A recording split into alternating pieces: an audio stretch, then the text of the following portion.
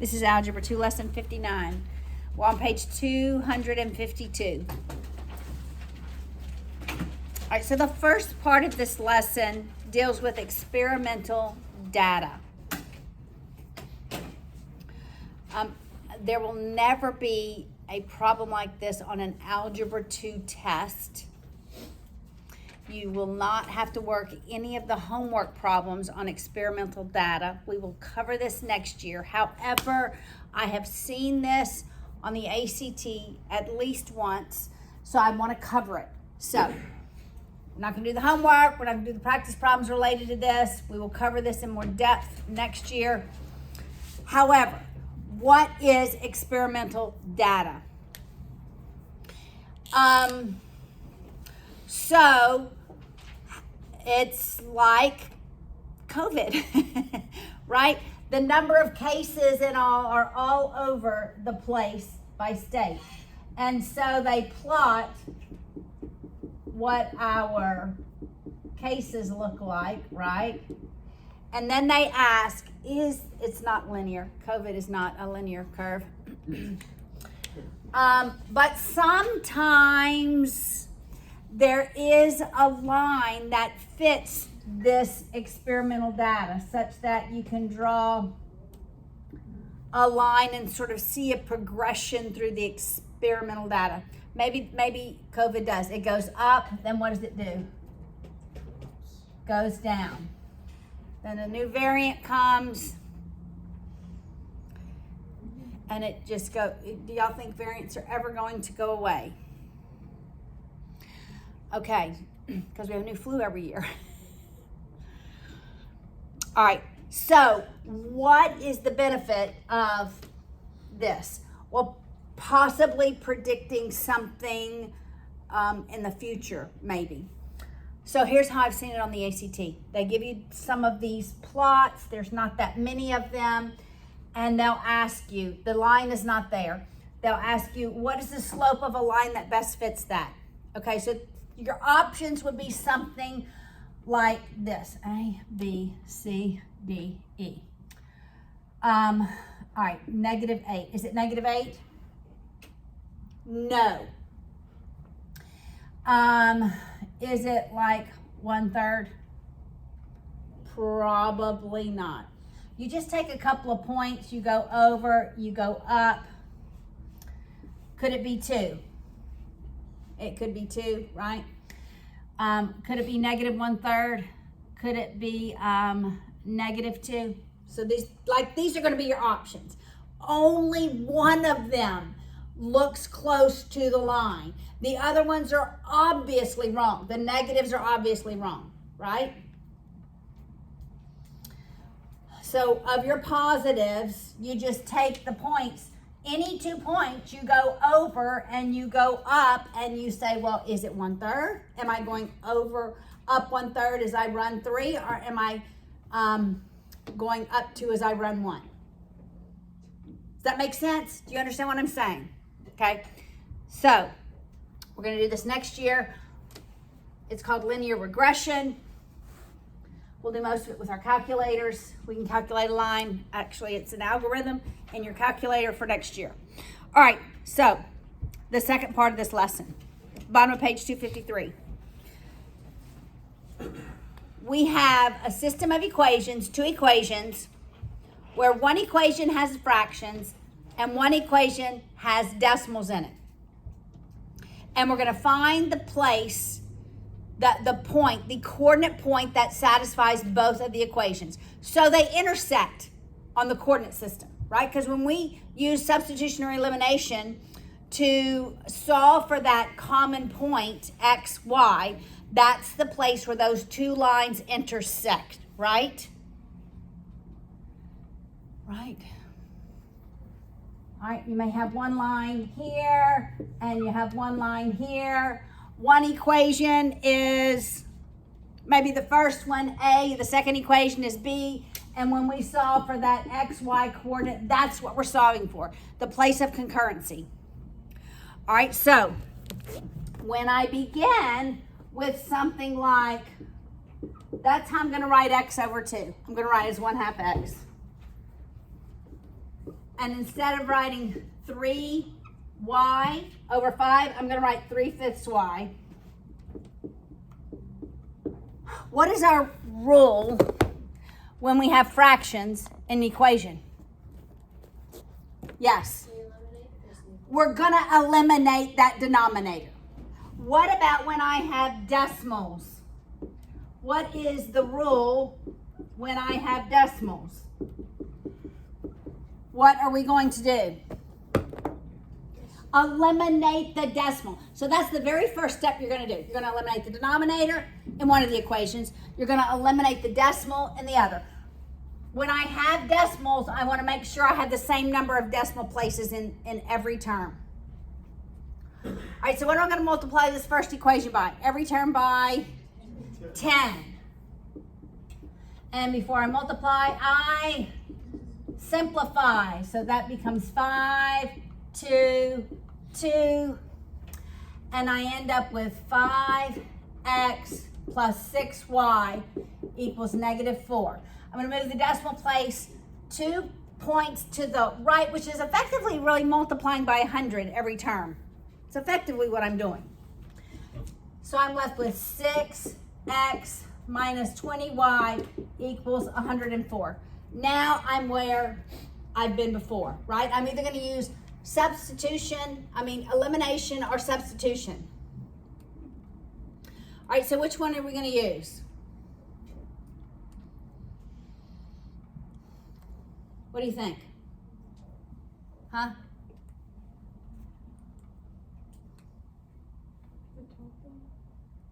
Okay, what are we going to do with the top one? First, elimination or substitution? Which one? Elimination. Okay, yes. Why are we going to use elimination? Because we don't have any coefficients of 1. I can't make a coefficient 1. Are y'all remembering this a little bit? All right. So I'm going to multiply. What am I going to multiply this first equation by? 6. Because we're going to eliminate the x because I don't want to have to multiply by 20. I could. What are we going to multiply the second one by? I'm going to do -5, so I have -30. All right, so multiplying this first equation, I end up with 30x plus 36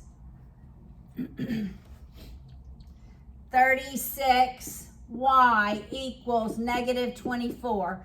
The second equation, I'm at -30x plus 100y equals what is that, 520? My x's eliminate. I've got 136y equals -544. What's 544 divided by 136? Might do that in their calculators. I know it's going to be negative 4. Yes, that makes sense. That's 24. Carry your 2. That's 4. Carry 1. Yes. All right, so y equals -4. Now I want to go solve for x. I'm going to go back to this equation and solve for x. Has the smallest numbers. All right, so it's 5x plus 6 times -4 equals -4. That's -24, so we'll add 24 on both sides. We're left with 5x is 20, x is 4. So what is our point of concurrency of those two lines? 4 and -4. So the only difference with what we've done so far is we have two equations where we have to eliminate the denominator, we have to eliminate the decimal. Make sense, guys? Pretty good? So not a whole lot different from what we've already done.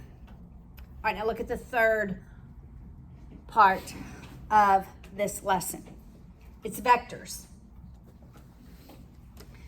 And remember, there are two forms of vectors. There's polar and there is rectangular.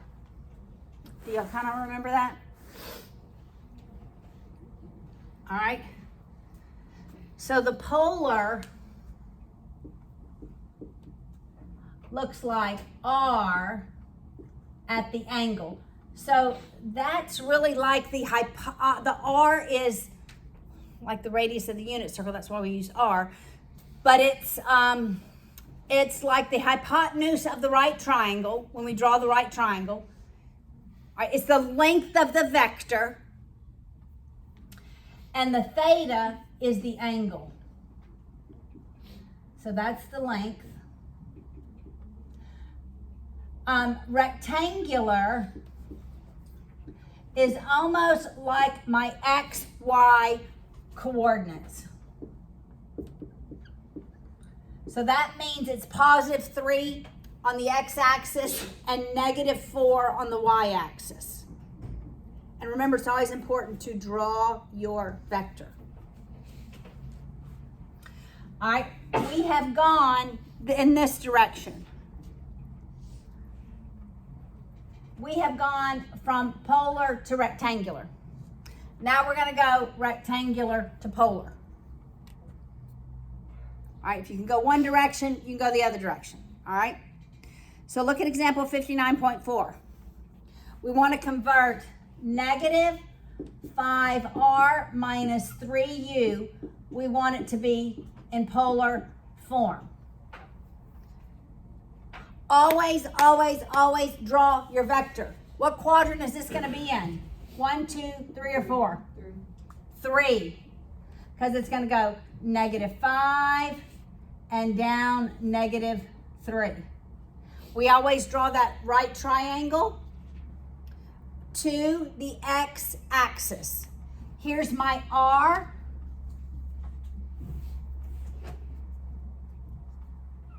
From the positive x-axis to where the vector stops is my theta.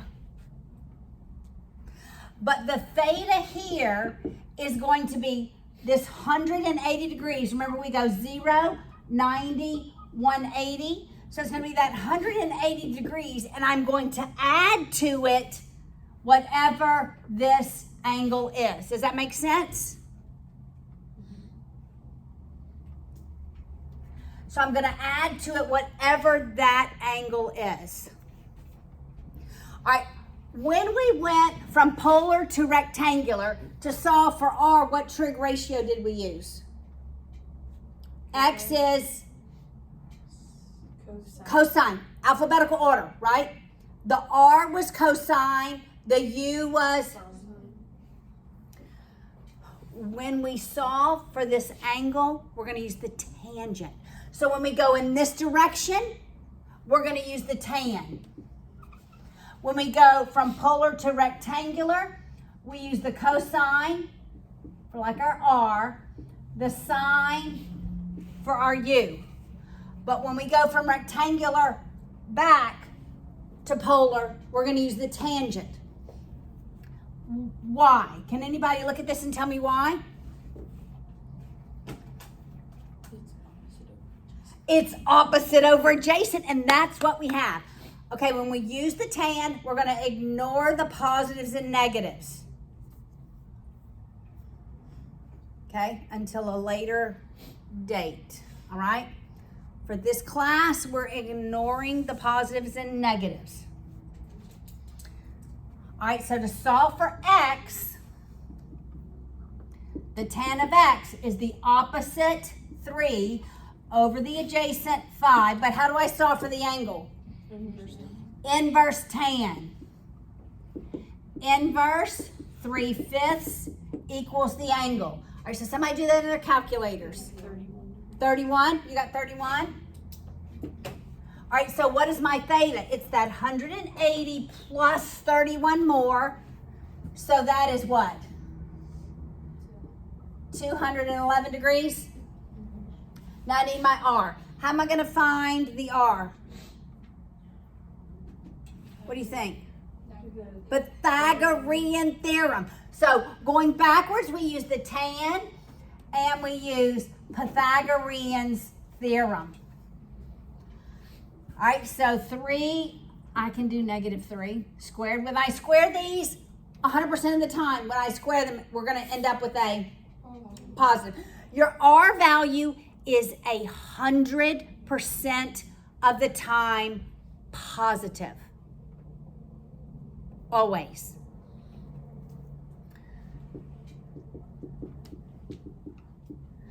All right, so that's 9 and 25, which is what? 9 and 25, 34. So R squared is 34. Take the square root. It's not plus and minus, it's always positive here. So it's the square root of 34 at 211 degrees. All right, let's work another one. I don't think there's enough practice here.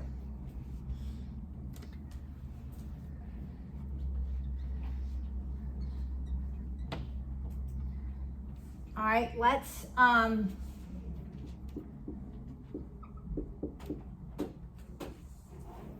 that's wrong. All right, what quadrant am I in?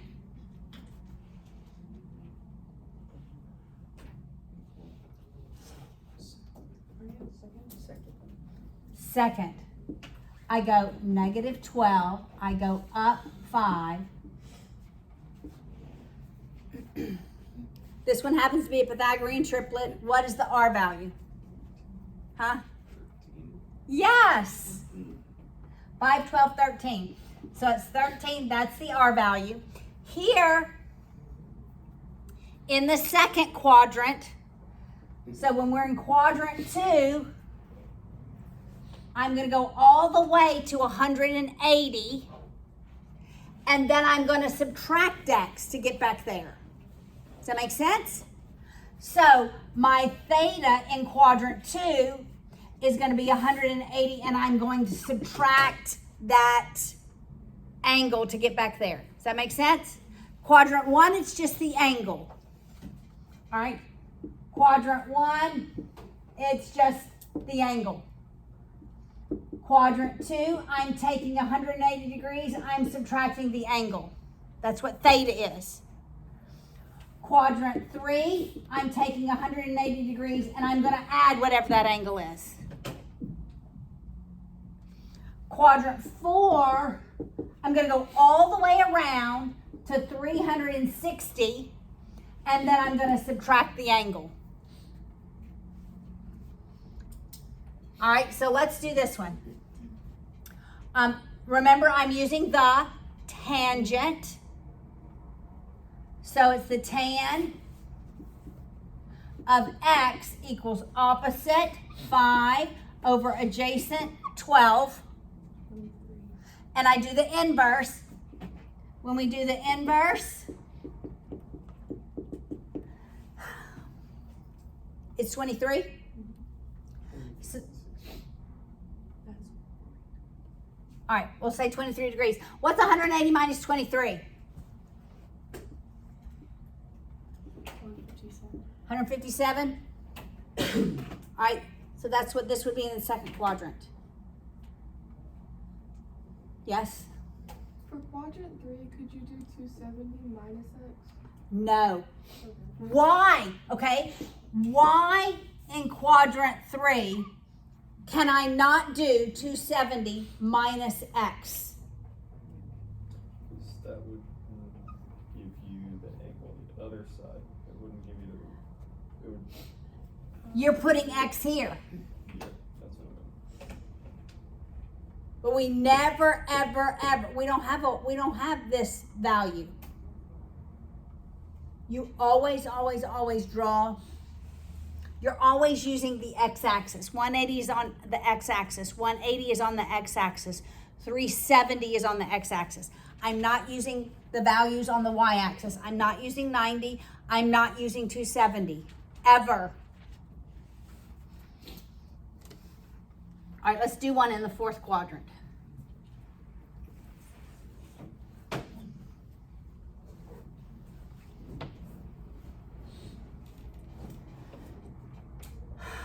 Okay, let's do 6r minus 5u.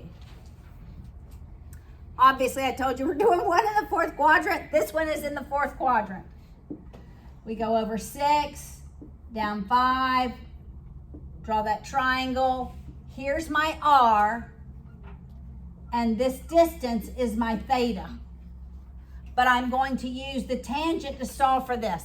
And all the way around is 360 degrees. So I'm going to take the 360 degrees, I'm going to subtract that angle. All right, to solve for R, we use Pythagorean Theorem. That's a -5. 6 squared plus -5 squared is R squared. That's 36 plus 25. Is that 61? Yep. So it's the square root of 61. All right, so that's outside. That's at the square root of 61. And now we need the angle. How do I solve for the angle? I use the inverse tan. Let's say inverse tan. It's opposite over adjacent. That's an important term, inverse, because I'm going to teach you about inverse operations. And what are we doing? We're swapping our x and y's. That's what inverses do. We swap the x and y's. That's all. We're going to learn inverses later. What is that? 40. Oh wait, 40. Which one? 39. 39.8, 40. We'll go to 40 degrees. 360 minus 40 gets me at 320 degrees.